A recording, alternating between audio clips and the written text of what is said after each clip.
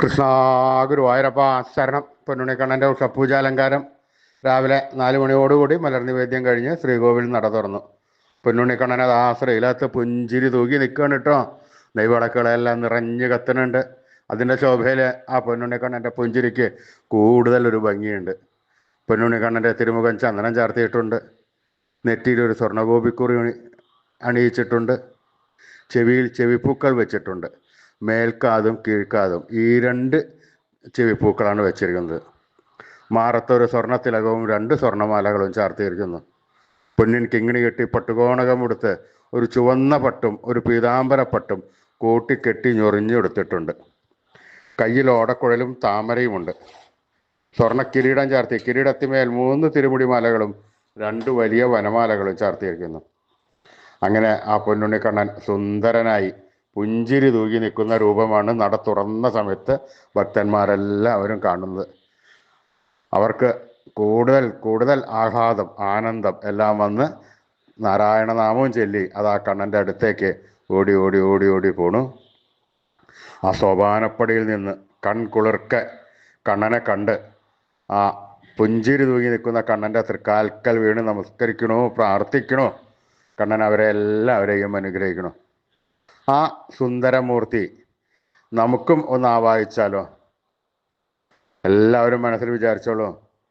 പൊന്നിൻ കിങ്ങിണി കെട്ടി പട്ടുകോണകമെടുത്ത് ചുവന്ന പട്ടും പീതാംബരപ്പട്ടും കൂട്ടിക്കെട്ടി ഞൊറിഞ്ഞെടുത്ത് കയ്യിൽ ഓടക്കുഴലും താമരയും പിടിച്ച് സർവാഭരണ വിഭൂഷിതനായി നിന്ന് പുഞ്ചിരിക്കുന്ന പൊന്നുണ്ണിയെ എല്ലാവരും മനസ്സിൽ വിചാരിക്കുക. നല്ലപോലെ വിചാരിച്ചോളൂ മനസ്സിൽ. കണ്ണനതാ നമ്മുടെ മനസ്സിൻ്റെ ഉള്ളിലേക്ക് അതാ കയറി വരും, ഉറപ്പാണ്. നല്ലപോലെ പ്രാർത്ഥിക്കുക.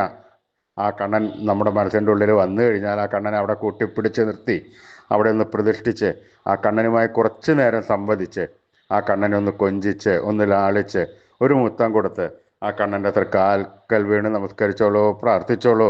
കണ്ണൻ്റെ അനുഗ്രഹം നമുക്കെല്ലാം ഇപ്പോഴും ഉണ്ടാവും കേട്ടോ. അപ്പം എല്ലാവരും നാമം ജപിച്ചോളൂ. നാരായണ നാരായണ നാരായണ നാരായണ.